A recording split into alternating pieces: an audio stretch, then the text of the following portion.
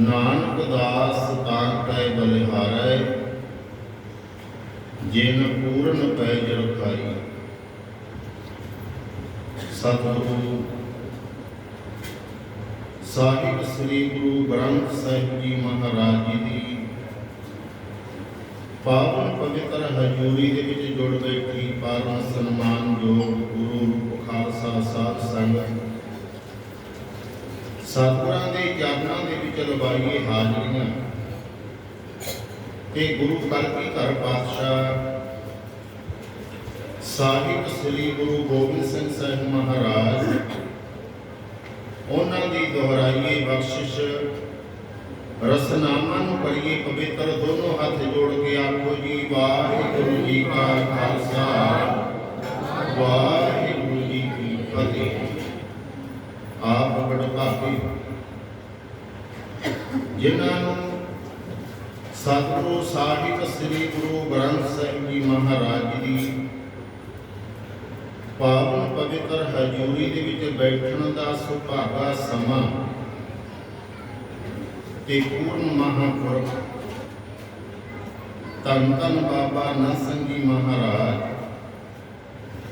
ਧੰਨ ਧੰਨ ਬਾਬਾ ਈਸ਼ਰ ਸਿੰਘ ਜੀ ਮਹਾਰਾਜ, ਬਦਨੀ ਕਲਮ ਵਾਲੇ ਬਾਬਾ ਜੀ ਤੇ ਬਾਬਾ ਤੇਜਾ ਸਿੰਘ ਜੀ ਇਸੇ ਨਗਰ ਦੇ ਮਹਾਂਪੁਰਖ ਸਵਾਸ ਸਵਾਸ ਸਿਮਰਨ ਕਰਨ ਵਾਲੇ ਮਹਾਂਪੁਰਖ ਸੰਤ ਬਾਬਾ ਤੇਜਾ ਸਿੰਘ ਜੀ, ਉਹਨਾਂ ਦੇ ਤਪ ਸਥਾਨ ਤੇ ਬੈਠ ਕਰਕੇ ਸਾਸਨ ਤਪ ਸਵਾਸਾਂ ਨੂੰ ਸਫਲੇ ਕਰ ਰਹੇ ਹਾਂ। ਵੱਡਿਆਂ ਭਾਗਾਂ ਵਾਲੇ ਹਾਂ, ਕਿਉਂਕਿ ਇਹ ਜਿਹੜਾ ਸਮਾਂ, ਇਹ ਸਮਾਂ ਹਰ ਇੱਕ ਜੀਵ, ਹਰ ਇੱਕ ਇਨਸਾਨ ਦੇ ਕਰਮਾਂ ਦੇ ਵਿੱਚ ਨਹੀਂ ਲਿਖਿਆ ਹੁੰਦਾ। ਉਸ ਜੀਵ ਦੇ ਉਤਮ ਭਾਗ, ਵੱਡੇ ਭਾਗ ਹੋਇਆ ਕਰਦੇ ਹੀ ਨਹੀਂ ਜਿਸ ਜੀਵ ਨੂੰ ਗੁਰੂ ਦੇ ਦਰਸ਼ਨ, ਮਹਾਂਪੁਰਖਾਂ ਦੀ ਸੰਗਤ ਤੇ ਸੇਵਾ ਕਰਨ ਦਾ ਸੁਭਾਗਾ ਸਮਾਂ ਪ੍ਰਾਪਤ ਹੁੰਦਾ। ਵੱਡਿਆਂ ਭਾਗਾਂ ਵਾਲਿਆਂ ਸਤਿਗੁਰੂ ਗੁਰਬਾਣੀ ਦੇ ਵਿੱਚ ਫਰਮਾਨ ਕਰਦੇ ਕਿ ਵੱਡ ਭਾਗੀ ਸਾਧ ਸੰਗ ਪ੍ਰਾਪਤ,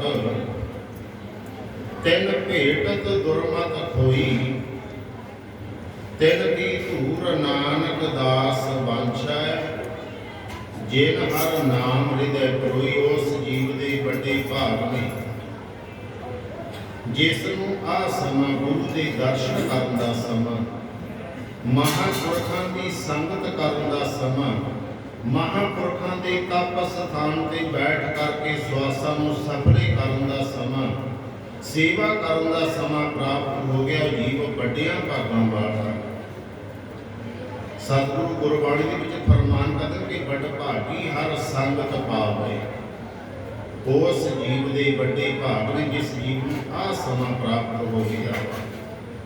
ਪਰ ਜਿਹਦੇ ਕਰਮਾਂ ਦੇ ਵਿੱਚ ਆਹ ਸਮਾਂ ਨਹੀਂ ਲਿਖਿਆ, ਇਸ ਨਗਰ ਦੇ ਵਿੱਚ ਹੋਰ ਵੀ ਬਹੁਤ ਲੋਕ ਨੇ ਜਿਹੜੇ ਹਾਜ਼ਰ ਨਹੀਂ ਭਰਦੇ, ਕਦੇ ਗੁਰਦੁਆਰਾ ਸਾਹਿਬ ਜਾ ਕੇ ਸਤਿਗੁਰਾਂ ਦੇ ਦਰਸ਼ਨ ਨਹੀਂ ਕਰਦੇ, ਕਥਾ ਕੀਰਤਨ ਸਰਵਣ ਨਹੀਂ ਕਰਦੇ। ਤੇ ਉਹਨਾਂ ਦੀ ਬਾਬਤ ਸਤਿਗੁਰਾਂ ਨੇ ਗੁਰਬਾਣੀ ਦੇ ਵਿੱਚ ਫਰਮਾਨ ਕੀਤਾ ਕਿ ਭਾਗਹੀਣ ਭਰਮ ਚੋਟਾਂ ਖਾਵੇ। ਉਹ ਭਾਗਾਂ ਤੋਂ ਹੀਣਾ ਜੀਵ 84 ਲੱਖ ਜੂਨੀਆਂ ਦੇ ਵਿੱਚ ਭਰਮ ਦਾ ਜਮਾਂ ਦੀਆਂ ਚੋਟਾਂ ਖਾਂਦਾ, ਜੰਮਦਾ ਤੇ ਮਰਦਾ ਰਹਿੰਦਾ। ਕਿਉਂਕਿ ਇਹ ਜਿਹੜਾ ਸਮਾਂ ਵੱਡਿਆਂ ਭਾਗਾਂ ਦੀ ਨਿਸ਼ਾਨੀ ਹੋਇਆ ਕਰਦੀ ਹੈ। ਵੱਡ ਭਾਗੀ ਹਰ ਸੰਗਤ ਪਾਵੇ, ਭਾਗਹੀਣ ਭਰਮ ਚੋਟਾਂ ਖਾਵੇ, ਬਿਨ ਭਾਗਾਂ ਸਤ ਸੰਗ ਨਾ ਲਭੇ। ਬਿਨਾਂ ਕਰਮਾਂ ਤੋਂ, ਬਿਨਾਂ ਭਾਗਾਂ ਤੋਂ ਐਸ ਦਰਬਾਰ ਦੀ ਪ੍ਰਾਪਤੀ ਨਹੀਂ ਹੁੰਦੀ। ਤੇ ਐਸ ਦਰਬਾਰ ਦੀ ਪ੍ਰਾਪਤੀ ਤੋਂ ਬਿਨਾਂ ਜੀਵ ਦੇ ਮਨ ਨੂੰ ਜਿਹੜੀ ਜਨਮਾਂ ਜਨਮਾਂ ਦੀ ਮੈਲ ਲੱਗੀ ਉਹ ਕਦੇ ਦੂਰ ਨਹੀਂ ਹੋਇਆ ਕਰਦੀ। ਉਹ ਦੂਰ ਹੋਵੇਗੀ। ਐਸ ਦਰਬਾਰ ਦੇ ਵਿੱਚ ਆਇਆ ਸਤਿਗੁਰੂ ਸਾਹਿਬ ਸ੍ਰੀ ਗੁਰੂ ਗ੍ਰੰਥ ਸਾਹਿਬ ਜੀ ਮਹਾਰਾਜ ਦੇ ਦਰਸ਼ਨ ਕੀਤਿਆਂ, ਮਹਾਂਪੁਰਖਾਂ ਦੀ ਸੰਗਤ ਕੀਤਿਆਂ ਕਿ ਉਹ ਸਤਿਗੁਰੂ ਫਰਮਾਨ ਕਰਦੇ ਨੇ ਕਿ ਹੋਵੈ ਸਿਫਤ ਖਸਮ ਦੀ, ਨੂਰ ਅਰਸੋਂ ਕੁਰਸੋਂ ਝਟਿਆ, ਤੁਧ ਡਿਠੀ ਸੱਚੀ ਪਾਤਸ਼ਾਹ, ਮਨ ਜਨਮ ਜਨਮ ਦੀ ਘਟੀਏ। ਸਤਿਗੁਰਾਂ ਦੇ ਦਰਸ਼ਨ ਕਰਨ ਦੇ ਨਾਲ ਜਨਮਾਂ ਜਨਮਾਂ ਦੀ ਮੈਲ ਰਹਿ ਜਾਂਦੀ ਆ, ਪਾਪ ਕੱਟੇ ਜਾਂਦੇ। ਆਪਾਂ ਵੱਡਿਆਂ ਭਾਗਾਂ ਵਾਲੇ ਹਾਂ, ਪਿਛਲੇ ਜਨਮਾਂ ਦੀ ਮੈਲ ਨੂੰ ਧੋ ਰਹੇ ਹਾਂ ਤੇ ਆਉਂਦੇ ਕਰਮ ਬਣਾ ਰਹੇ ਹਾਂ, ਆਉਂਦੇ ਜਨਮ ਦੇ ਕਰਮ ਬਣਾ ਰਹੇ ਹਾਂ। ਵੱਡਿਆਂ ਭਾਗਾਂ ਵਾਲੇ ਹਾਂ ਜਿਨ੍ਹਾਂ ਨੇ ਵੀ ਸੇਵਾ ਕੀਤੀ ਹੈ। ਸਤਿਗੁਰੂ ਫਰਮਾਨ ਕਰਦੇ ਕਿ ਕਰ ਸੇਵਾ ਸੇਵਕ ਪ੍ਰਭ ਆਪਣੇ। ਪਰਸੋਂ ਵੀ ਵਿਚਾਰ ਕਰੀ ਸੀ ਸੇਵਾ ਦੀ, ਮਹਾਂਪੁਰਖਾਂ ਦੀ ਸੇਵਾ ਦੀ, ਗੁਰੂ ਦੀ ਸੇਵਾ ਦੀ। ਕਿਉਂ ਸੇਵਾ ਦੇ ਵਿੱਚ ਬਹੁਤ ਵੱਡੀਆਂ ਬਖਸ਼ਿਸ਼ਾਂ ਸਤਿਗੁਰਾਂ ਨੇ ਫਰਮਾਨ ਕੀਤੀਆਂ। ਗੁਰੂ ਜੀ ਫਰਮਾਨ ਕਰਦੇ ਕਿ ਕਰ ਸੇਵਾ ਸੇਵਕ ਪ੍ਰਭ ਆਪਣੇ, ਜਿਨ ਮਨ ਕੀ ਇੱਛ ਪਜਾਈ, ਜਿਨ੍ਹਾਂ ਨੇ ਆਪਣੇ ਪ੍ਰਭੂ ਦੀ, ਆਪਣੇ ਗੁਰੂ ਦੀ, ਆਪਣੇ ਮੁਰਸ਼ਦ ਦੀ, ਆਪਣੇ ਮਹਾਂਪੁਰਖ ਦੀ ਸੇਵਾ ਕੀਤੀ ਆ, ਫਿਰ ਸਾਧ ਸੰਗਤ ਮਨ ਦੇ ਵਿੱਚ ਜੋ ਵੀ ਇੱਛਾ ਉਹ ਮਹਾਂਪੁਰਖ ਪੂਰੀ ਕਰਦੇ ਆ, ਗੁਰੂ ਜੀ ਪੂਰੀ ਕਰਦੇ ਆ। ਧੰਨ ਗੁਰੂ ਨਾਨਕ ਪਾਤਸ਼ਾਹ ਸੰਸਾਰ ਨੂੰ ਤਾਰਦੇ ਹੋਏ, ਧਰਤੀ ਨੂੰ ਭਾਗ ਲਾਉਂਦੇ ਹੋਏ ਸਾਧ ਸੰਗਤ ਇੱਕ ਜੰਗਲ ਦੇ ਵਿੱਚ ਦੀ ਤੁਰੇ ਜਾ ਰਹੇ ਹਨ। ਵਿਚਾਰ ਕਰਨ ਲੱਗਿਆ ਸੇਵਾ ਦੀ, ਜਿਨ੍ਹਾਂ ਨੇ ਵੀ ਸੇਵਾ ਕੀਤੀ, ਥੋੜੀ ਵੀ ਸੇਵਾ ਕੀਤੀ, ਗੁਰੂ ਜੀ ਨੇ ਉਹਦਾ ਵੀ ਉਹਨੂੰ ਇਵਜ ਦਿੱਤਾ, ਉਹਦੀ ਵੀ ਕਮਾਈ ਉਹਦੇ ਪੱਲੇ ਵਿੱਚ ਪਾਈ ਆ। ਧੰਨ ਗੁਰੂ ਨਾਨਕ ਪਾਤਸ਼ਾਹ ਨਾਲ ਭਾਈ ਬਾਲਾ ਤੇ ਮਰਦਾਨਾ ਤੁਰੇ ਜਾ ਰਹੇ ਆ ਤੇ ਸਾਧ ਸੰਗਤ ਤੁਰਿਆਂ ਜਾਂਦਿਆਂ ਇੱਕ ਜੰਗਲ ਨੂੰ ਜਦੋਂ ਪਾਰ ਕੀਤਾ ਤੇ ਧੰਨ ਗੁਰੂ ਨਾਨਕ ਪਾਤਸ਼ਾਹ ਨੂੰ ਮਰਦਾਨੇ ਨੇ ਬੇਨਤੀ ਕੀਤੀ ਕਿ ਇਹ ਗਰੀਬ ਨਵਾਜ਼ ਸੱਚੇ ਪਾਤਸ਼ਾਹ, ਭੁੱਖ ਬਹੁਤ ਲੱਗੀ ਆ, ਕਈ ਦਿਨ ਹੋ ਗਏ ਸਾਨੂੰ ਤੁਰਿਆ ਜਾਂਦਿਆਂ ਨੂੰ, ਹੁਣ ਸਤਿਗੁਰਾਂ ਨੇ ਜੀ ਨੂੰ ਵੀ ਤਾਰਿਆ, ਸਾਧ ਸੰਗਤ ਮਰਦਾਨੇ ਦੇ ਰਾਹੀਂ ਤਾਰਿਆ। ਮਰਦਾਨਾ ਨਹੀਂ, ਉਹ ਤਾਂ ਜੀਵਾਂ ਨੂੰ ਤਾਰਨ ਦਾ ਇੱਕ ਬਹਾਨਾ। ਮਰਦਾਨੇ ਨੇ ਬੇਨਤੀ ਕੀਤੀ ਕਿ ਗਰੀਬ ਨਵਾਜ਼, ਭੁੱਖ ਬਹੁਤ ਲੱਗੀ ਆ, ਜੇ ਆਪ ਜੀ ਕਿਰਪਾ ਕਰੋ, ਕੁਝ ਛਕਣ ਵਾਸਤੇ ਹੁਕਮ ਕਰੋ ਤਾਂ ਮੈਂ ਕੁਝ ਛਕ ਲਵਾਂ ਇਸ ਜੰਗਲ ਦੇ ਵਿੱਚੋਂ। ਗੁਰੂ ਜੀ ਕਹਿਣ ਲੱਗੇ ਕਿ ਭਾਈ ਮਰਦਾਨਿਆ ਸਾਡੇ ਮਗਰ ਤੁਰਿਆ ਆ। ਜਦੋਂ ਜੰਗਲ ਨੂੰ ਪਾਰ ਕੀਤਾ ਤੇ ਸਾਧ ਸੰਗਤ ਉੱਥੇ ਇੱਕ ਜ਼ਿਮੀਂਦਾਰ ਨੇ ਆਪਣੇ ਖੇਤ ਦੇ ਵਿੱਚ ਹੋਲਾਂ ਛੋਲੇ ਬੀਜੇ ਹੋਏ ਸਨ ਤੇ ਉਹਨਾਂ ਛੋਲਿਆਂ ਦੇ ਵੱਲ ਤੱਕ ਕੇ ਮਰਦਾਨੇ ਨੇ ਫਿਰ ਬੇਨਤੀ ਕੀਤੀ ਕਿ ਗਰੀਬ ਨਵਾਜ਼, ਭੁੱਖ ਬਹੁਤ ਲੱਗੀ ਹੈ, ਕਿਰਪਾ ਕਰੋ, ਜੇ ਤੁਹਾਡਾ ਹੁਕਮ ਹੋਵੇ ਤਾਂ ਐਸ ਖੇਤ ਦੇ ਵਿੱਚੋਂ ਆ ਕੁਝ ਛੋਲੇ ਤੋੜ ਕੇ, ਹਰੇ ਹਰੇ ਛੋਲੇ ਜਿਹਨੂੰ ਆਪਾਂ ਛੋਲੂਆ ਕਹਿ ਦਿੰਦੇ ਹਾਂ, ਵੀ ਜੇ ਤੁਹਾਡਾ ਹੁਕਮ ਹੋਵੇ ਤਾਂ ਇਸ ਖੇਤ ਦੇ ਵਿੱਚੋਂ ਕੁਝ ਛੋਲੇ ਤੋੜ ਕੇ ਖਾ ਲਵਾਂ। ਹੁਣ ਸਾਧ ਸੰਗਤ ਉਸ ਛੋਲਿਆਂ ਦੇ ਖੇਤ ਦੀ ਰਾਖੀ ਤੇ 14-15 ਸਾਲ ਦੀ ਉਮਰ ਦਾ ਬੱਚਾ ਬੈਠਾ ਸੀ। ਮਾਲਕ ਨੇ ਬਿਠਾਇਆ ਸੀ ਵੀ ਕੋਈ ਪਸ਼ੂ ਜਾਨਵਰ ਨਾ ਆ ਕੇ ਛੋਲਿਆਂ ਨੂੰ ਖਰਾਬ ਕਰੇ, ਖੇਤ ਉਜਾੜ ਨਾ ਦੇਵੇ, ਤੂੰ ਇਹਦੀ ਰਾਖੀ ਬੈਠ, ਨੂੰ ਤਨਖਾਹ ਦਿੰਦਾ ਸੀ। ਤੇ ਉਹ ਛੋਲਿਆਂ ਦੀ ਰਾਖੀ ਬੈਠਾ ਸੀ, ਸ਼ਾਮ ਦਾ ਸਮਾਂ ਸੀ, ਸੂਰਜ ਢਲਣ ਵਾਲਾ ਸੀ, ਢਲ ਰਿਹਾ ਸੀ। ਤਾਂ ਜਦੋਂ ਮਰਦਾਨੇ ਨੇ ਬੇਨਤੀ ਕੀਤੀ ਤਾਂ ਗੁਰੂ ਜੀ ਕਹਿਣ ਲੱਗੇ ਕਿ ਮਰਦਾਨਿਆਂ, ਆਪਾਂ ਨੂੰ ਇਹ ਛੋਲੇ ਖਾਣ ਦਾ ਕੋਈ ਹੱਕ ਨਹੀਂ। ਕਿਉਂ? ਆਪਾਂ ਨਾ ਤਾਂ ਇਹ ਬੀਜਿਆ, ਨਾ ਆਪਣੀ ਜ਼ਮੀਨ ਆ, ਨਾ ਆਪਾਂ ਬੀਜਿਆ, ਨਾ ਆਪਾਂ ਕੋਈ ਗੋਡੀ ਕੀਤੀ ਆ, ਨਾ ਕੋਈ ਵਾਹੀ ਕੀਤੀ ਆ, ਨਾ ਕੋਈ ਪਾਣੀ ਲਾਇਆ। ਇਹ ਤਾਂ ਜਿਹਨੇ ਇਹਨਾਂ ਦੀ ਸੇਵਾ ਕੀਤੀ ਉਹੀ ਖਾਣ ਦਾ ਹੱਕਦਾਰ, ਆਪਾਂ ਨੂੰ ਕੋਈ ਹੱਕ ਨਹੀਂ। ਹੁਣ ਆਪਾਂ ਕਈ ਵਾਰੀ ਦੇਖਦੇ ਹਾਂ ਲੋਕਾਂ ਦੀ ਸਾਧ ਸੰਗਤ ਖੇਤਾਂ ਦੇ ਵਿੱਚੋਂ ਇਕੱਠੇ ਵੀ ਵੱਢ ਲੈਂਦੇ ਬਿਨਾਂ ਦੱਸੇ ਚੋਰੀ, ਖੇਤਾਂ ਦੇ ਵਿੱਚੋਂ ਸਾਗ ਵੀ ਤੋੜ ਲਿਆਉਂਦੇ ਆ, ਹੋਰ ਛੱਲੀਆਂ ਵੀ ਤੋੜ ਲਿਆਉਂਦੇ ਆ, ਪਰ ਆਪਾਂ ਨੂੰ ਕੋਈ ਖਾਣ ਦਾ ਹੱਕ ਨਹੀਂ। ਇਹ ਹਨਕੀ ਹਰਾਮ ਦੀ ਕਮਾਈ ਕਰ। ਗੁਰੂ ਜੀ ਕਹਿਣ ਲੱਗੇ ਕਿ ਮਰਦਾਨਿਆਂ, ਆਪਾਂ ਨੂੰ ਇਹ ਖਾਣ ਦਾ ਕੋਈ ਹੱਕ ਨਹੀਂ। ਪਰ ਸਾਧ ਸੰਗਤ ਉਹ ਜਿਹੜਾ ਛੋਲਿਆਂ ਦੀ ਰਾਖੀ ਬੈਠਾ ਸੀ, ਖੇਤ ਦੀ ਰਾਖੀ ਬੈਠਾ ਸੀ, 14-15 ਸਾਲ ਦੀ ਉਮਰ ਦਾ ਬੱਚਾ, ਤੇ ਉਹਨੇ ਜਦੋਂ ਧੰਨ ਗੁਰੂ ਨਾਨਕ ਪਾਤਸ਼ਾਹ ਦੇ ਦਰਸ਼ਨ ਕੀਤੇ, ਨਾਲ ਭਾਈ ਬਾਲੇ ਤੇ ਮਰਦਾਨੇ ਦੇ ਦਰਸ਼ਨ ਕੀਤੇ, ਜਿਹੜੀ ਬੇਨਤੀ ਭਾਈ ਮਰਦਾਨੇ ਨੇ ਗੁਰੂ ਜੀ ਨੂੰ ਕੀਤੀ ਤੇ ਉਹਦੇ ਕੰਨੀ ਪਈ ਆਵਾਜ਼ ਸੁਣੀ ਵੀ ਇਹਨਾਂ ਨੂੰ ਭੁੱਖ ਲੱਗੀ ਆ, ਭੁੱਖ ਲੱਗੀ ਆ। ਤੇ ਸਾਧ ਸੰਗਤ ਦਰਸ਼ਨ ਦਾ ਉਹਨੂੰ ਇਹ ਫਲ ਮਿਲਿਆ। ਉਹਦੇ ਮਨ ਦੇ ਵਿੱਚ ਇੱਛਾ ਹੋਈ ਵੀ ਤੈਨੂੰ ਸਾਧੂ ਨੇ, ਮੈਂ ਇਹਨਾਂ ਦੀ ਸੇਵਾ ਕਰਾਂ।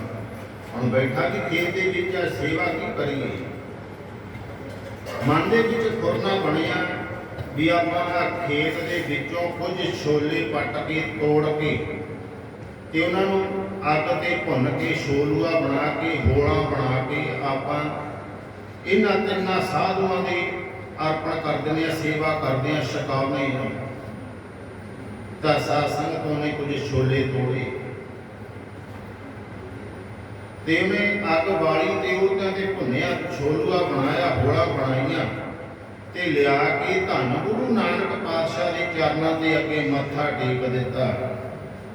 ਕਹਿਣ ਲੱਗਾ ਕਿ ਮਹਾਰਾਜ ਤੁਹਾਡੇ ਵਾਸਤੇ ਆ ਕੁਝ ਛੋਲੇ ਭੁੰਨ ਕੇ ਲੈ ਕੇ ਆਏ, ਛੋਲੂਆ ਬਣਾ ਕੇ ਲੈ ਕੇ ਆਏ, ਹੋਲਾ ਬਣਾ ਕੇ ਲੈ ਕੇ ਆਏ, ਆਪ ਕਿਰਪਾ ਕਰੋ ਆ ਤੁਹਾਡਾ ਜਿਹੜਾ ਨਾਲ ਦਾ ਸਾਥੀ ਆ ਇਹ ਤੁਹਾਨੂੰ ਕਹਿ ਰਿਹਾ ਸੀ ਕਿ ਮੈਨੂੰ ਭੁੱਖ ਬਹੁਤ ਲੱਗੀ ਹੈ, ਤੇ ਇਹਦੀ ਬੇਨਤੀ ਨੂੰ ਸੁਣ ਕੇ ਤੇ ਮੇਰੇ ਮਨ ਦੇ ਵਿੱਚ ਦਇਆ ਆਈ, ਤਰਸ ਆਈ, ਸੇਵਾ ਕਰਨ ਦਾ ਮੈਨੂੰ ਤੁਸੀਂ ਮੌਕਾ ਦਿੱਤਾ, ਤੇ ਆਪ ਕਿਰਪਾ ਕਰੋ ਹੁਣ ਆ ਛੋਲੇ ਹੋਲਾ ਖਾ ਲਓ, ਛਕ ਲਓ। ਗੁਰੂ ਜੀ ਕਹਿਣ ਲੱਗੇ ਕਿ ਲੈ ਭਾਈ ਮਰਦਾਨਿਆ, ਨਿਰੰਕਾਰ ਨੇ ਤੇਰੇ ਵਾਸਤੇ ਹੋਲਾ ਭੇਜ ਦਿੱਤੀਆਂ, ਲੈ ਛਕ ਲੈ। ਕੁਝ ਸਾਧ ਸੰਗਤ ਭਾਈ ਮਰਦਾਨੇ ਨੇ ਛਕੀਆਂ, ਕੁਝ ਧੰਨ ਗੁਰੂ ਨਾਨਕ ਪਾਤਸ਼ਾਹ ਨੇ ਵੀ ਛਕੀਆਂ, ਕੁਝ ਭਾਈ ਬਾਲੇ ਨੇ ਵੀ ਛਕੀਆਂ। ਸ਼ਾਮ ਦਾ ਸਮਾਂ ਸੀ, ਹੁਣ ਭਾਈ ਮਰਦਾਨੇ ਨੇ ਕੁਝ ਵੱਧ ਛਕੀਆਂ, ਭੁੱਖ ਬਹੁਤ ਲੱਗੀ ਸੀ। ਤਾਂ ਸਾਧ ਸੰਗਤ ਜਦੋਂ ਹੋਲਾ ਛਕੀਆਂ ਤੇ ਸੂਰਜ ਛਿਪ ਚੁੱਕਿਆ ਤੇ ਉਹ ਬੱਚੇ ਦੇ ਮਨ ਦੇ ਵਿੱਚ ਸਾਧ ਸੰਗਤ ਫੁਰਨਾ ਬਣਿਆ ਵੀ ਰਾਤ ਪੈ ਰਹੀ ਆ, ਤਿੰਨ ਸਾਧੂ ਅੱਗੇ ਕਿੱਥੇ ਜਾਣਗੇ, ਜੰਗਲ ਦਾ ਮਾਮਲਾ, ਵੀ ਕਿਉਂ ਨਾ ਇਹਨਾਂ ਨੂੰ ਬੇਨਤੀ ਕਰਕੇ ਇੱਥੇ ਰੱਖ ਲਈਏ ਤੇ ਘਰੋਂ ਮੰਜਾ ਬਿਸਤਰਾ ਤੇ ਪ੍ਰਸ਼ਾਦੇ ਪਾਣੀ ਦਾ ਪ੍ਰਬੰਧ ਕਰਕੇ ਲਿਆਵਾਂ ਮਾਤਾ ਦੇ ਕੋਲੋਂ, ਤੇ ਲਿਆ ਕੇ ਇਹਨਾਂ ਨੂੰ ਛਕਾਵਾਂ, ਰਾਤ ਇੱਥੇ ਆਰਾਮ ਕਰਨਗੇ ਤੇ ਸੁਬਾਹ ਆਪਣੇ ਜਿੱਧਰ ਨੂੰ ਜਾਣਾ ਚਲੇ ਜਾਣਗੇ। ਧੰਨ ਗੁਰੂ ਨਾਨਕ ਪਾਤਸ਼ਾਹ ਨੇ ਬੜੇ ਪ੍ਰੇਮ ਦੇ ਨਾਲ ਪ੍ਰੇਮ ਦੀਆਂ ਹੋਲਾ ਛਕੀਆਂ ਤੇ ਸਾਧ ਸੰਗਤ ਜਿਹੜੀਆਂ ਬੱਚੇ ਨੇ ਛਕਾਈਆਂ, ਬੜੇ ਪਿਆਰ ਦੇ ਨਾਲ ਛਕਾਈਆਂ ਉਹਨੇ। ਤਾਂ ਜਦੋਂ ਉਹ ਮਨ ਦੇ ਵਿੱਚ ਫੁਰਨਾ ਬਣਿਆ ਵੀ ਮੈਂ ਇਹਨਾਂ ਦੇ ਵਾਸਤੇ ਰਾਤ ਰਹਿਣ ਵਾਸਤੇ ਇੱਕ ਤਾਂ ਮੰਜੇ ਬਿਸਤਰੇ ਦਾ ਪ੍ਰਬੰਧ ਕਰਕੇ ਲਿਆਵਾਂ, ਘਰੋਂ ਜਾਵਾਂ, ਤੇ ਨਾਲ ਮਾਤਾ ਤੋਂ ਪ੍ਰਸ਼ਾਦਾ ਤਿਆਰ ਕਰਾ ਕੇ ਲਿਆਵਾਂ। ਜਦੋਂ ਸਾਧ ਸੰਗਤ ਉਹ ਧੰਨ ਗੁਰੂ ਨਾਨਕ ਪਾਤਸ਼ਾਹ ਦੇ ਕੋਲੋਂ ਉੱਠਣ ਲੱਗਿਆ, ਘਰ ਨੂੰ ਤੁਰਨ ਲੱਗਿਆ, ਤਾਂ ਧੰਨ ਗੁਰੂ ਨਾਨਕ ਪਾਤਸ਼ਾਹ ਨੇ ਬਚਨ ਕੀਤਾ, ਕਹਿਣ ਲੱਗੇ ਕਿ ਕਾਕਾ ਕਿੱਥੇ ਚੱਲਿਆ, ਕਿੱਥੇ ਚੱਲਿਆ। ਉਹ ਬੱਚਾ ਦੋਨੋਂ ਹੱਥ ਜੋੜੇ ਕਹਿਣ ਲੱਗਾ ਕਿ ਮਹਾਰਾਜ ਸ਼ਾਮ ਪੈ ਚੁੱਕੀ ਆ, ਸੂਰਜ ਛਿਪ ਚੁੱਕਿਆ, ਤੇ ਤੁਹਾਡੇ ਵਾਸਤੇ ਇੱਕ ਤਾਂ ਮੰਜੇ ਬਿਸਤਰੇ ਦਾ ਪ੍ਰਬੰਧ ਕਰਕੇ ਲਿਆਉਣਾ, ਤੁਸੀਂ ਰਾਤ ਇੱਥੇ ਰਹੋ, ਤੇ ਨਾਲੇ ਘਰੋਂ ਮਾਤਾ ਤੋਂ ਪ੍ਰਸ਼ਾਦਾ ਤਿਆਰ ਕਰਾ ਕੇ ਲਿਆਉਣਾ, ਤੁਹਾਨੂੰ ਜਲ ਪਾਣੀ ਛਕਾਉਣਾ, ਪ੍ਰਸ਼ਾਦਾ ਛਕਾਉਣਾ। ਗੁਰੂ ਜੀ ਨੇ ਬਹੁਤ ਸੋਹਣਾ ਬਚਨ ਕੀਤਾ, ਮਿੱਠ ਬੋਲੜੇ ਸੁਹਾਗੀ ਚਾਲ।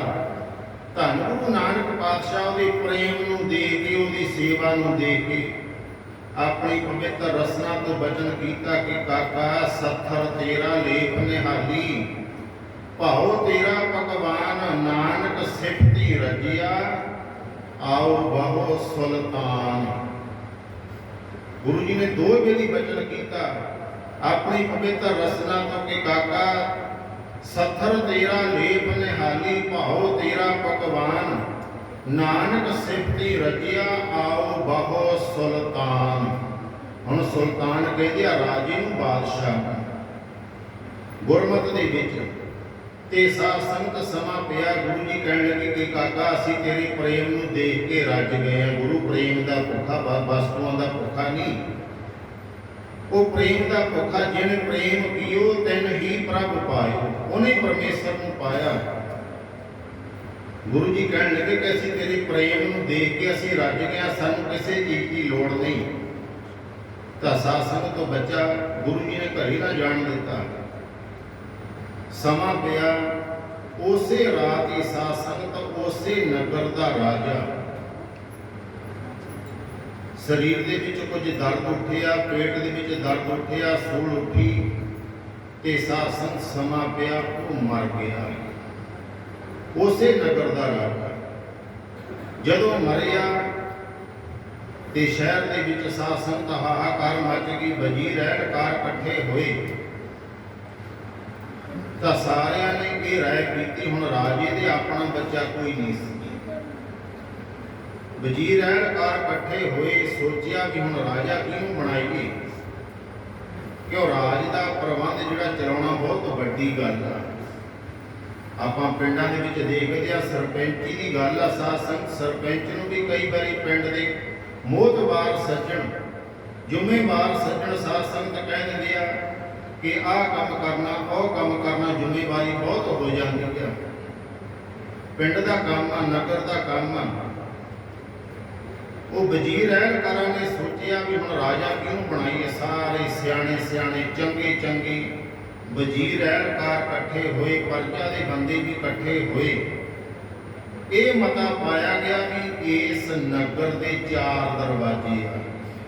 ਹੁਣ ਆਉਣ ਵੀ ਪਿੰਡਾਂ ਦੇ ਵਿੱਚ ਬਹੁਤ ਨਗਰਾਂ ਦੇ ਵਿੱਚ ਸਾਧ ਸੰਗਤ ਅੱਗੇ ਦਰਵਾਜ਼ੇ ਹੋਇਆ ਕਰਦੇ ਸਨ ਤੇ ਉਹਨਾਂ ਨਗਰਾਂ ਦੇ ਵਿੱਚ ਅੰਦਰ ਅੰਦਰ ਹੀ ਪਿੰਡ ਹੋਇਆ ਕਰਦਾ ਸੀ। ਦਾਸ ਦਾ ਨਗਰ ਮੋਹੀ ਆ ਤੇ ਸਾਡੇ ਨਗਰ ਦੇ ਵਿੱਚ ਸਾਧ ਸੰਗਤ 5 ਦਰਵਾਜ਼ੇ ਨੇ ਤੇ ਪਹਿਲਾਂ ਨਗਰ ਉਸ ਦੇ ਅੰਦਰ ਅੰਦਰ ਹੀ ਹੋਇਆ ਕਰਦਾ ਸੀ ਤੇ ਹੁਣ ਤਾਂ ਪਿੰਡ ਨੇ ਬਹੁਤ ਵਿਕਾਸ ਕਰ ਲਿਆ, ਨਗਰਾਂ ਨੇ ਬਹੁਤ ਬਸ ਵਿਕਾਸ ਕਰ ਲਿਆ। ਇਸ ਨਗਰ ਦੇ ਵਿੱਚ ਵੀ ਸ਼ਾਇਦ ਹੁਣ ਬਹੁਤ ਪਿੰਡਾਂ ਦੇ ਵਿੱਚ ਹਜੇ ਹੈ ਦਰਵਾਜ਼ੇ ਹੋਇਆ ਕਰਦੇ ਸਨ ਤੇ ਵਜ਼ੀਰ ਐਨਕਾਰਾਂ ਨੇ ਮਤਾ ਪਾਸ ਕੀਤਾ ਵੀ ਆਪਾਂ ਜਿਹੜਾ ਕੋਈ ਨਗਰ ਦੇ ਬਾਹਰੋਂ ਕੋਈ ਆਵੇਗਾ, ਸੁਬਾਹ ਨਗਰ ਤੋਂ ਬਾਹਰੋਂ ਜਿਹੜਾ ਕੋਈ ਆਵੇਗਾ ਆਪਾਂ ਉਹਨੂੰ ਰਾਜਾ ਮੰਨ ਲਵਾਂਗੇ। ਕੋਈ ਵੀ ਆਵੇ, ਚਾਹੇ ਕੋਈ ਪਿੰਡ ਦਾ, ਚਾਹੇ ਕੋਈ ਬਾਹਰ ਦਾ। ਤਾਂ 3 ਦਰਵਾਜ਼ਿਆਂ ਨੂੰ, 3 ਗੇਟਾਂ ਨੂੰ ਸਾਧ ਸੰਗਤ ਜਿੰਦੇ ਲਾ ਦਿੱਤੇ ਗਏ, ਬੰਦ ਕਰ ਦਿੱਤੇ ਗਏ ਤੇ ਚੌਥੇ ਗੇਟ ਤੇ ਪਹਿਰਾ ਲਾ ਦਿੱਤਾ, ਦਰਵਾਜ਼ੇ ਤੇ ਪਹਿਰਾ ਲਾ ਦਿੱਤਾ ਵੀ ਜਿਹੜਾ ਵੀ ਕੋਈ ਚੌਥੇ ਦਰਵਾਜ਼ੇ ਤੋਂ ਦੀ ਆਵੇਗਾ ਤੇ ਉਹਨੂੰ ਰਾਜਾ ਮੰਨ ਲਵਾਂਗੇ। ਜਿਨ੍ਹਾਂ ਨੇ ਸੇਵਾ ਕੀਤੀ, ਗੱਲ ਸੇਵਾ ਦੀ ਪੁਲਿਸ ਸੀ।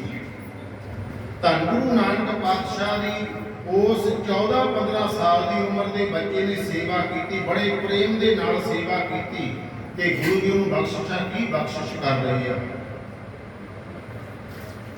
ਤੇ ਜਦੋਂ ਸਾਧ ਸੰਗਤ 12:15 ਦਾ ਟਾਈਮ ਹੋਇਆ, ਧੰਨ ਗੁਰੂ ਨਾਨਕ ਪਾਤਸ਼ਾਹ ਭਾਈ ਬਾਲੇ ਮਰਦਾਨੇ ਨੂੰ ਕਹਿਣ ਲੱਗੇ ਕਿ ਮਰਦਾਨਿਆ ਰਵਾਬ ਕੋਲ ਅੰਮ੍ਰਿਤ ਵੇਲਾ ਹੋ ਗਿਆ, ਆਸਾ ਦੀ ਵਾਰ ਦਾ ਕੀਰਤਨ ਕਰੀਏ। ਧੰਨ ਗੁਰੂ ਨਾਨਕ ਪਾਤਸ਼ਾਹ ਕਹਿਣ ਲੱਗੇ।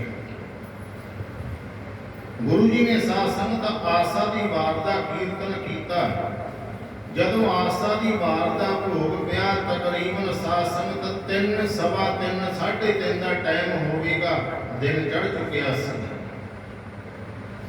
ਤੇ ਉਧਰ ਨਗਰ ਦੇ ਵਿੱਚ 3 ਗੇਟਾਂ ਨੂੰ, 3 ਦਰਵਾਜ਼ਿਆਂ ਨੂੰ ਜਿੰਦੇ ਲਾ ਦਿੱਤੇ ਤੇ ਚੌਥੇ ਗੇਟ ਤੇ ਪਹਿਰਾ ਲਾ ਦਿੱਤਾ ਵੀ ਜਿਹੜਾ ਵੀ ਕੋਈ ਆਵੇਗਾ ਉਹਨੂੰ ਰਾਜਾ ਮੰਨ ਲਿਆ ਜਾਵੇਗਾ।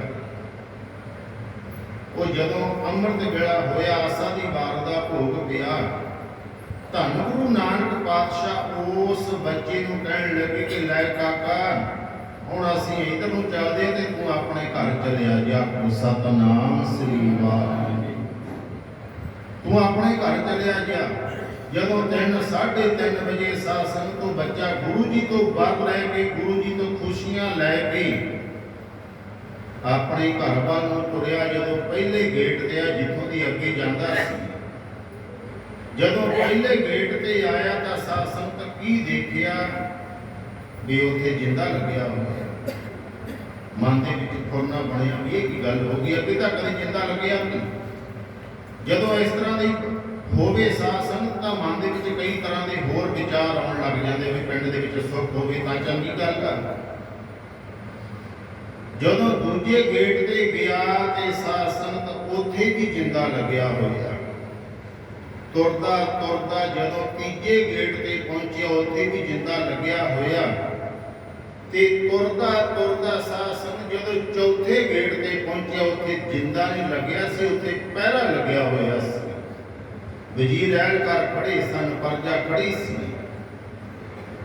ਨਗਰ ਦੇ ਲੋਕ ਖੜੇ ਸਨ ਤੇ ਜਦੋਂ ਇਹ ਉੱਥੇ ਚੌਥੇ ਗੇਟ ਤੇ ਪਹੁੰਚਿਆ ਤੇ ਸਾਧ ਸੰਗਤ ਉਹਨਾਂ ਵਜ਼ੀਰ ਐਨਕਾਰਾਂ ਨੇ ਇਹਦੇ ਗਲ ਦੇ ਵਿੱਚ ਹਾਰ ਪਾ ਦਿੱਤਾ ਤੇ ਸਿਰ ਤੇ ਸਾਧ ਸੰਗਤ ਬਾਦਸ਼ਾਹੀ ਤਾਜ ਰੱਖ ਦਿੱਤਾ। ਸਤਨਾਮ ਸ੍ਰੀ ਵਾਹਿਗੁਰੂ। ਕਿਉਂ? ਧੰਨ ਗੁਰੂ ਨਾਨਕ ਪਾਤਸ਼ਾਹ ਨੇ ਵਰ ਦੇ ਦਿੱਤਾ ਸੀ ਕਿ ਸੱਥਰ ਤੇਰਾ ਲੇਪ ਨਿਹਾਲੀ, ਭਾਉ ਤੇਰਾ ਪਕਵਾਨ, ਨਾਨਕ ਸਿਫਤੀ ਰਜਿਆ ਆਓ ਬਹੁ ਸੁਲਤਾਨ।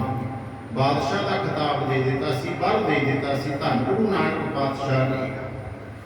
ਇਹਦੇ ਗਲ ਦੇ ਵਿੱਚ ਹਾਰ ਪਾਏ ਗਏ ਤੇ ਸਾਧ ਸੰਗਤ ਸਿਰ ਤੇ ਤਾਜ, ਬਾਦਸ਼ਾਹੀ ਤਾਜ ਤੇ ਇਹਨੂੰ ਬਹੁਤ ਫੁੱਲਾਂ ਦੇ ਵਿੱਚ ਲੈ ਕੇ ਆਪਣਾ ਸਤਨਾਮ ਸ੍ਰੀ ਵਾਹਿਗੁਰੂ ਬਾਦਸ਼ਾਹ ਦੇ ਮਹਿਲਾਂ ਦੇ ਵਿੱਚ ਲਿਜਾ ਕੇ ਸਾਧ ਸੰਗਤ ਨੂੰ ਇਸ਼ਨਾਨ ਪਾਣੀ ਕਰਾ ਕੇ ਬਾਦਸ਼ਾਹੀ ਪੋਸ਼ਾਕ ਪਹਿਨਾ ਕੇ ਇਹਨੂੰ ਸਾਧ ਸੰਗਤ ਬਾਦਸ਼ਾਹੀ ਤਖਤ ਤੇ ਬਹਾ ਦਿੱਤਾ। ਕਿਹਦੀ ਕਿਰਪਾ? ਧੰਨ ਗੁਰੂ ਨਾਨਕ ਪਾਤਸ਼ਾਹ ਨੇ ਵਰ ਦੇ ਦਿੱਤਾ। ਆਪਾਂ ਬਹੁਤ ਵੱਡਿਆਂ ਭਾਗਾਂ ਵਾਲੇ ਹਾਂ। ਇਸੇ ਘਰੋਂ ਹੀ ਸਾਧ ਸੰਗਤ ਦੁੱਧ ਪੁੱਤ ਮਾਇਆ ਜ਼ਮੀਨ ਜਾਇਦਾਦ ਬਾਦਸ਼ਾਹੀਆਂ ਪਾਤਸ਼ਾਹੀਆਂ ਐਸ ਸਾਹਿਬ ਸ੍ਰੀ ਗੁਰੂ ਗ੍ਰੰਥ ਸਾਹਿਬ ਜੀ ਮਹਾਰਾਜ ਦੇ ਕੋਲੋਂ ਪ੍ਰਾਪਤ ਹੁੰਦੀਆਂ। ਮਹਾਂਪੁਰਖਾਂ ਦੇ ਕੋਲੋਂ ਪ੍ਰਾਪਤ ਹੁੰਦੀਆਂ, ਸਾਨੂੰ ਪ੍ਰਾਪਤ ਹੁੰਦੀਆਂ। ਧੰਨ ਧੰਨ ਬਾਬਾ ਨੰਦ ਸਿੰਘ ਜੀ ਮਹਾਰਾਜ ਬਚਨ ਕਰਿਆ ਕਰ ਗੁਰੂ ਗ੍ਰੰਥ ਸਾਹਿਬ ਜੀ ਮਹਾਰਾਜ ਤੋਂ ਪੂਰੀ ਨਹੀਂ ਪਈ, ਉਹਦੀ ਕਿਸ ਤੋਂ ਹੋਰ ਪੂਰੀ ਨਹੀਂ ਪੈਣੀ। ਇਸ ਦਾਤਿਆਂ ਦੇ ਦਾਤੇ ਬਾਦਸ਼ਾਹਾਂ ਦੇ ਬਾਦਸ਼ਾਹ ਪਾਤਸ਼ਾਹਾਂ ਦੇ ਪਾਤਸ਼ਾਹ ਨੇ ਸੱਚਾ ਖੁਦ ਤਖਤ ਸਿਰ ਸਾਹਾਂ ਪਾਤਸ਼ਾਹੋ ਨਿਹਚਲ ਚੌਰ ਛੱਤ। ਇਹ ਜਬਰ ਤਖਤ ਦੇ ਮਾਲਕ ਨੇ। ਸਾਧ ਸੰਗਤ ਆਪਾਂ ਵੱਡਿਆਂ ਭਾਗਾਂ ਵਾਲੇ ਹਾਂ। ਉਹ ਬੱਚੇ ਨੇ ਥੋੜੀ ਸੇਵਾ ਕੀਤੀ, ਆਪਾਂ ਤਾਂ ਸੇਵਾ ਕਰਦੇ ਹਾਂ ਆਪਣੇ ਸੁੱਖਾਂ ਦੇ ਵਾਸਤੇ। ਉਹ ਬੱਚੇ ਨੇ ਨਿਸ਼ਕਾਮਤਾ ਦੇ ਨਾਲ ਸੇਵਾ ਕੀਤੀ। ਹੁਣ ਇਹ ਪਰਿਵਾਰ ਸਾਧ ਸੰਗਤ ਭਾਈ ਸਾਹਿਬ ਭਾਈ ਨਰਮਲ ਸਿੰਘ ਜੀ, ਭਾਈ ਸਾਹਿਬ ਭਾਈ ਇਕਬਾਲ ਸਿੰਘ ਜੀ, ਹੋਰ ਨਗਰ ਦੀਆਂ ਬੇਅੰਤ ਸੰਗਤਾਂ ਇਸ ਪਰਿਵਾਰ ਦੇ ਵਿੱਚ ਆ ਕੇ ਸੇਵਾ ਕਰਦੀਆਂ ਤੇ ਮਨ ਇੱਛਤ ਝੋਲੀਆਂ ਭਰਾ ਕੇ ਲੈ ਕੇ ਜਾਂਦੀਆਂ। ਵੱਡੀਆਂ ਭਾਗਾਂ ਵਾਲੇ ਕਰ ਸੇਵਾ ਸੇਵਕ ਪ੍ਰਭ ਆਪਣੇ, ਜਿਨ ਮਨ ਕੀ ਇੱਛ ਪੁਜਾਈ ਨਾਨਕ ਦਾਸ ਤਾਂ ਕਹਿ ਬਲਿਹਾਰੇ। ਜਿਨ ਪੂਰਨ ਪੈਜ ਰਖਾਈ, ਜਿਹੜਾ ਸੇਵਕ ਬਣ ਕੇ ਸੇਵਾ ਕਰਦਾ ਸਾਧ ਸੰਗਤ ਉਹਦੀ ਪੈਜ ਫਿਰ ਧੰਨ ਗੁਰੂ ਨਾਨਕ ਪਾਤਸ਼ਾਹ ਆਪ ਰੱਖਦੇ ਆ। ਆਓ ਸਾਧ ਸੰਗਤ ਸ਼ਬਦ ਦੀਆਂ ਅੰਤਰੀਆਂ ਤੁਕਾਂ ਪੜ੍ਹ ਕੇ ਉਸ ਤੋਂ ਬਾਅਦ ਬਾਬਾ ਜੀ ਦੇ ਪਿਆਰ ਵਾਲੇ ਪਿਆਰੇ ਵਿਹੰਗ ਮੋਹਨਾਂ ਤੋਂ ਆਪਾਂ ਵਿਚਾਰਾਂ ਸਰਵਣ ਕਰਨੀਆਂ ਨੇ। ਆਓ ਸ਼ਬਦ ਦੀਆਂ ਅੰਤਰੀਆਂ ਤੁਕਾਂ ਪੜ੍ਹ ਕੇ ਸਾਧ ਸੰਗਤ ਆਪਾਂ ਖੁਸ਼ੀਆਂ ਪ੍ਰਾਪਤ ਕਰੀਏ।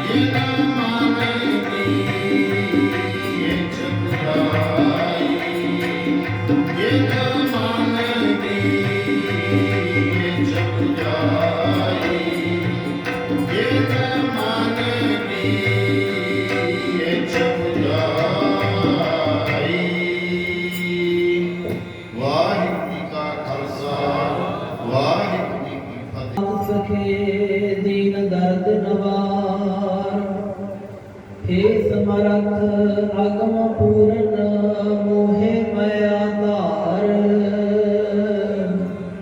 अंधकूप महाम्यान नानक पार बतार, लिखे कदे ना छूटिए खन खन भूलन हार। बख्शनहार बख्श ले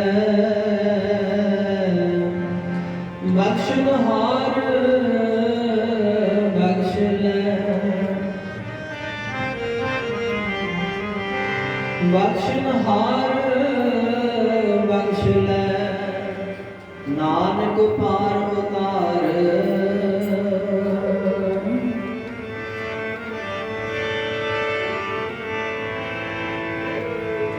ਮੇਰਾ ਬੈਦ ਜੀ ਗੁਰੂ ਦੇ ਰੋਗ ਕੱਟਦਾ, ਮੇਰਾ ਬੈਦ ਜੀ ਗੁਰੂ ਗੋਬਿੰਦਾ, ਰੋਗੀਆਂ ਦੇ ਰੋਗ ਕੱਟਦਾ।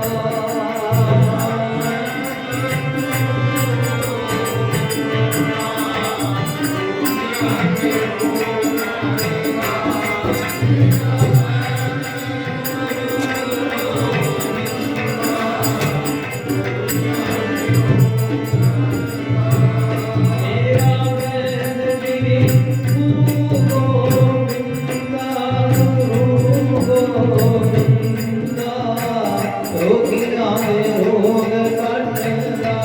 ਸਾਡਾ ਬੈਦ ਜੀ ਗੁਰੂ ਗੋਬਿੰਦਾ, ਰੋਗੀਆਂ ਦੇ ਰੋਗ ਕੱਟਦਾ।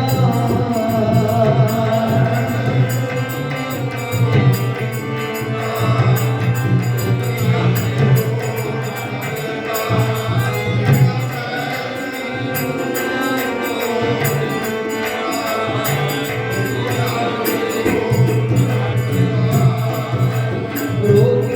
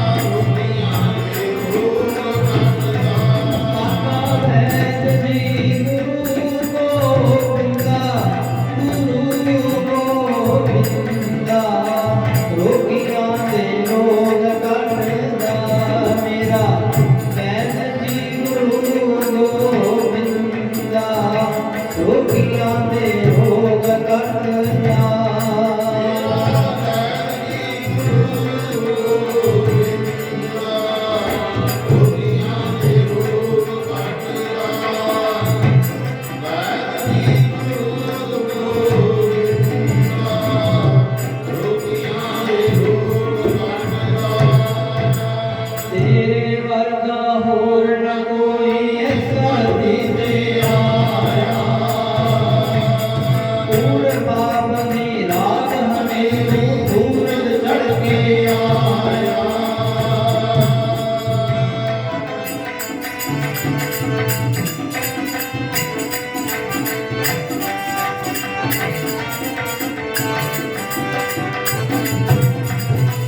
ਤੇਰੇ ਵਰਗਾ ਹੋਰ ਨਾ ਕੋਈ ਇਸ ਧਰਤੀ ਤੇ ਆਇਆ। ਪੂਰੇ ਪਾਪ ਦੀ ਰਾਤ ਹਨੇਰੂ ਸੂਰਜ ਚੜ੍ਹ ਕੇ ਆਇਆ।